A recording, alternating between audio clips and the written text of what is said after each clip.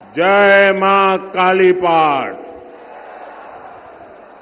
जय मां गढ़कालिका।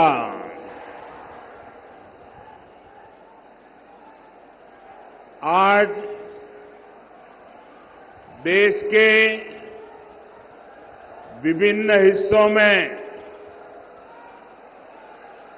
नववर्ष मनाया जाता है। आज नवरात्रि का भी आरंभ हुआ है। मैं आप सभी को नववर्ष की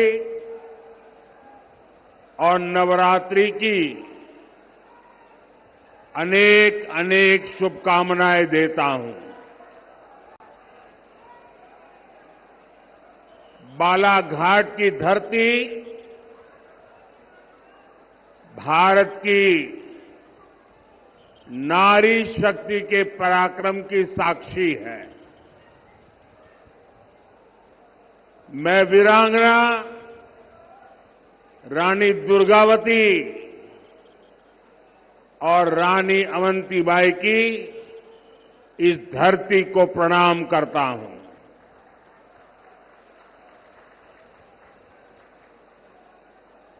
आज जनता जनार्दन का ये सैलाब, ये जन सैलाब ऐसा लग रहा है जैसे केसरिया सागर नजर आ रहा है। और इतनी बड़ी तादाद में माताओं बहनों का स्नेह, उनके आशीर्वाद, ये साफ साफ दिखा रहा है कि 4 जून को मध्य प्रदेश में क्या परिणाम आने वाले हैं।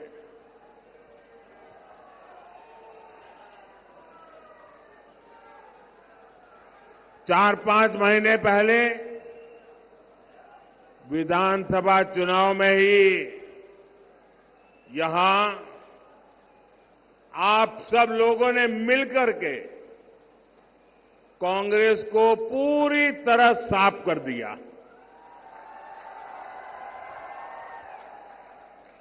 अब लोकसभा चुनाव में तो कांग्रेस के लोग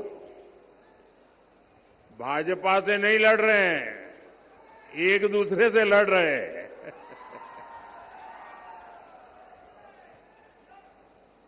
और इसलिए एमपी के कोने कोने से आवाज आ रही है, फिर एक बार,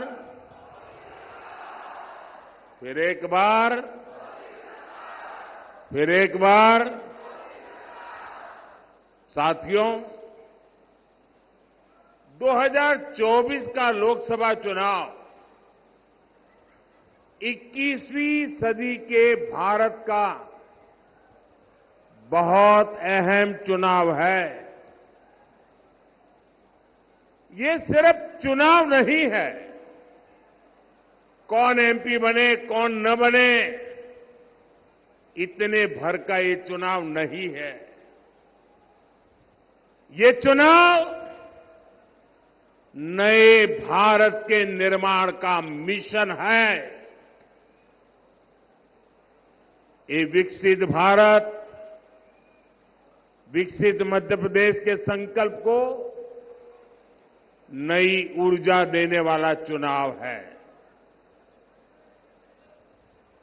जब G20 में दुनिया के बड़े बड़े फैसले,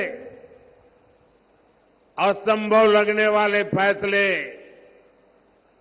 भारत में लिए जाते हैं तो हर देशवासी को लगता है उसकी ताकत बढ़ गई है। जब अमेरिका से लेकर ऑस्ट्रेलिया तक भारत का डंका बजता है तो हर देशवासी को लगता है कि उसका अपना सम्मान बढ़ा है। कभी कांग्रेस सरकार अपनी शिकायतें लेकर दूसरे देशों के पास जाती रहती थी। लेकिन आज वक्त बदल चुका है। दुनिया के बड़े बड़े देश, आपस में युद्ध कर रहे देश, भारत से अपने मुद्दों पर बात करने के लिए आते हैं।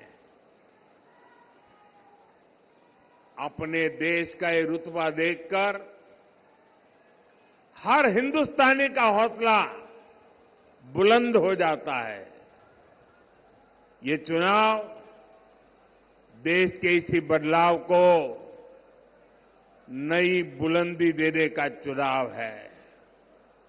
साथियों, आजादी के बाद दशकों तक कांग्रेस बहुत ही पुरानी सोच पर चली।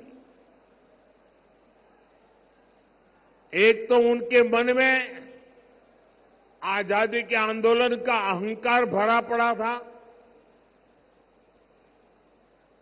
और सामान्य मानवीय ने आजादी के आंदोलन में त्याग किया, तपस्या की, बलिदान किया,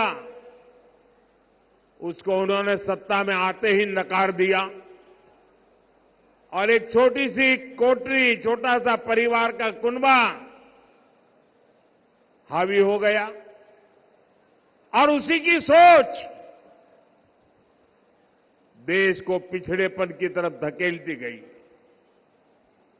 कांग्रेस सोचती थी हम तो गरीब देश है और गरीब देश को आधुनिक सड़कों की, आधुनिक रेल की, नए एयरपोर्ट की क्या जरूरत है। कांग्रेस के बड़े नेता जिन 2-3 बड़े शहरों में रहते थे, वहां अपने लिए सुविधाएं जुटाकर ये लोग देश के दूसरे शहरों को भूल जाते थे। सबका साथ, सबका विकास के मंत्र पर चल रही बीजेपी सरकार देश के हर शहर को, देश के हर गांव को प्राथमिकता दे रही है। हमारी सरकार देश में आधुनिक इंफ्रास्ट्रक्चर पर लाखों करोड़ रुपए खर्च कर रही है। आधुनिक सुविधाओं पर इतना पैसा देश की किसी सरकार ने आज तक खर्च नहीं किया है।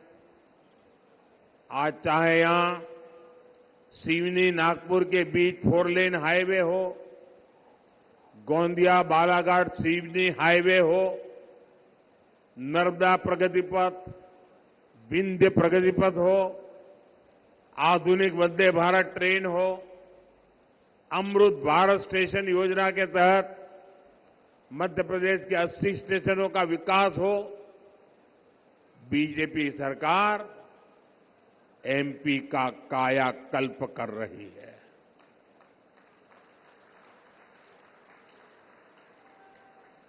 बालाघाट से गोंडिया वाली जिस ब्रॉडगेज रेलवे लाइन की नींव करीब 30 साल पहले रखी गई थी, उसे भी ये मोदी ने आकर के पूरा किया।